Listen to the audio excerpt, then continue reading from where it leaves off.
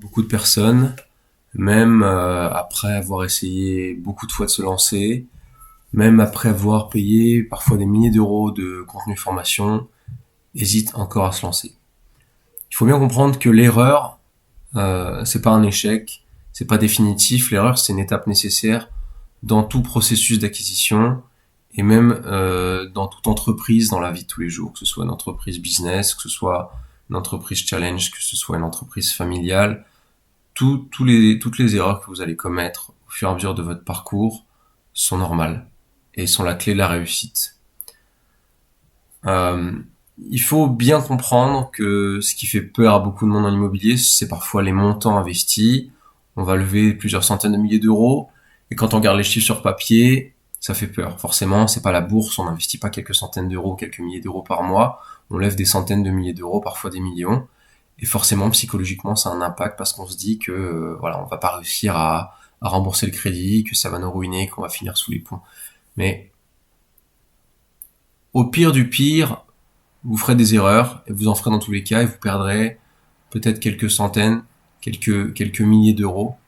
Vous allez me dire, oui, mais c'est énorme de perdre quelques milliers d'euros. Oui, mais il faut aussi comprendre la mentalité qui va avec. C'est-à-dire que si vous n'êtes pas prêt à faire des erreurs, et encore ces erreurs sont évitables, mais si vous n'êtes pas prêt à faire des erreurs qui vont vous coûter quelques centaines, peut-être 1000, 2000 euros, comment voulez-vous avoir la mentalité nécessaire pour pouvoir lever plusieurs centaines de milliers d'euros? Je me répète, si vous n'êtes pas prêt à perdre 1000 euros, comment est-ce que vous voulez lever 100 000 euros? C'est une mentalité à avoir, c'est un changement d'état d'esprit encore une fois. Et il faut casser ses croyances limitantes, il faut casser ses barrières mentales et aller de l'avant parce que sinon on n'avance pas et on se laisse bloquer et on se laisse paralyser par la peur et par l'impact financier que ça peut avoir qui, dans notre imaginaire, dans notre inconscient quand on débute, est beaucoup plus dévastateur que ce qu'il n'est réellement parce qu'en réalité, les erreurs sont pas si coûteuses que ça, même si on s'y prend à peu près moyennement. Euh, Autre problème évidemment avec les gens qui se lancent dans des formations, c'est le trop plein de contenu. On entend beaucoup de choses, on entend beaucoup de stratégies différentes, on entend beaucoup de conseils, parfois des bons, parfois des moins bons. On a du mal à faire le tri, on a du mal à savoir par où commencer, quelle est la meilleure situation pour nous. Et ça, c'est aussi un problème stratégique, c'est un problème de manque de personnalisation dans nos projets, dans nos ambitions immobilières. Euh, et on ne sait pas où on va finalement parce qu'on n'a pas de plan d'action clair, on n'a pas de plan d'action défini en rapport avec nos objectifs et notre situation. Et il faut savoir se faire confiance parfois. Il faut savoir se structurer un minimum pour débuter, mais aussi se faire confiance et puis être optimiste. Euh, bon, j'en parlais dans une précédente vidéo. Je vais peut-être être légèrement contradictoire.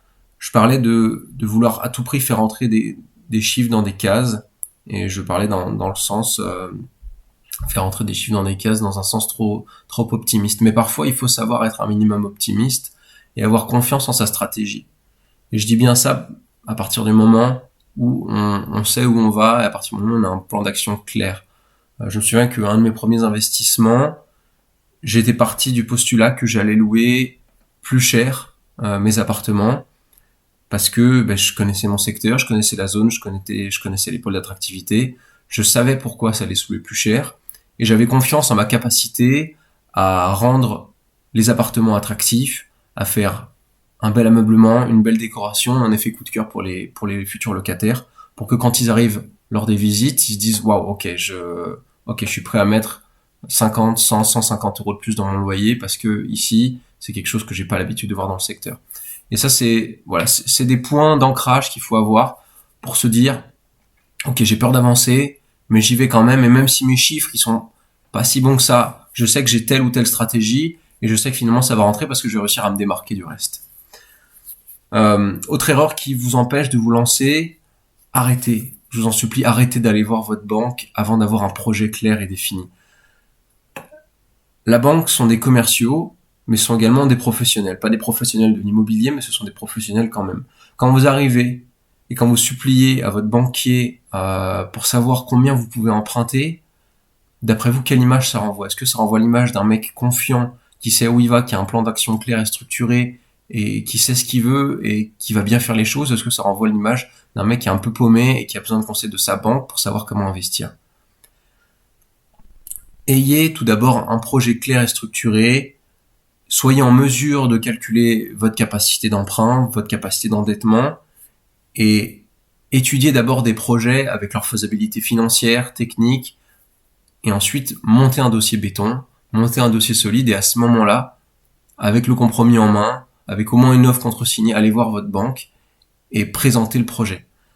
C'est un ordre d'idée à avoir, parce que souvent la banque va vous dire, écoutez, monsieur machin, vous pouvez emprunter seulement 100 000 euros pour votre opération, donc on vous prêtera pas plus. Et puis souvent les gens s'arrêtent là. Vous êtes allé voir déjà une seule banque, votre banque principale. Il faut savoir que votre banque principale, j'en parlerai dans une prochaine vidéo peut-être plus en profondeur, mais une fois que vous êtes client chez eux, que vous avez peut-être pris un forfait téléphonique, peut-être une assurance, et peut-être que vous avez vu après que c'était trop cher chez eux, vous avez changé. Elle vous voit pas d'un bon œil, elle vous voit pas comme un bon client qui rapporte de l'argent, et elle a plus rien, vous avez plus rien à lui apporter finalement.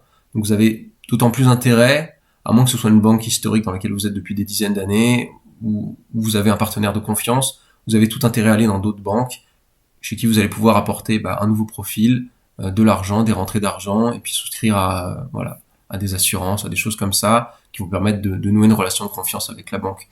Donc voilà, la banque soit va vous donner un montant, va vous plafonner et va vous décourager à investir dans un montant supérieur à ce que vous pensiez capable de faire, ou alors leur dire tout simplement, écoutez monsieur, au vu de votre situation, on peut pas vous financer, alors que il y a un milliard de solutions possibles, même si vous avez une situation qui n'est pas pérenne pour le moment, même si vous pensez avoir une situation qui bancairement parlant est pas terrible, il y a énormément de moyens de pouvoir pallier à ça et de pouvoir contourner les règles du système bancaire pour pouvoir se financer en finalité. Donc, en fait, les vraies questions à se poser, c'est est-ce que t'as surtout peur de te planter, ou est-ce que t'as surtout peur de regretter d'avoir jamais essayé par la suite? Parce que tant qu'on n'a pas essayé, tant qu'on s'est pas trompé, on peut pas savoir ce que ça fait, on peut pas savoir ce qu'on loupe. La plupart des regrets viennent non pas des erreurs, mais de l'inaction justement. Donc, il faut savoir se structurer avec méthode, il faut savoir se fixer des marges de sécurité bien sûr, mais il faut savoir aussi être optimiste, avoir confiance en soi quand on monte un projet et quand on présente un projet. La peur diminue quand l'action augmente, donc allez-y, passez à l'action, structurez-vous avant tout, mais allez-y. Donc, si toi aussi t'hésites à te lancer, si t'as déjà payé des formations à plusieurs milliers d'euros, et que t'as rien fait derrière, que t'as rien eu de concret, que t'es jamais allé au bout, et si tu sais pas par où commencer, c'est sûrement que tu manques d'un plan d'action clair et précis, tu manques de personnalisation dans ta structure et dans tes opérations. Donc je t'invite à rejoindre mon canal WhatsApp qui se trouve en description, où je partage un peu tout ça, et où tu vas pouvoir trouver de quoi t'inspirer pour passer à l'action et pour enfin franchir le cap et casser un peu toutes tes peurs. Écoute, on se retrouve là-bas, je te souhaite de passer une très bonne journée et à la prochaine.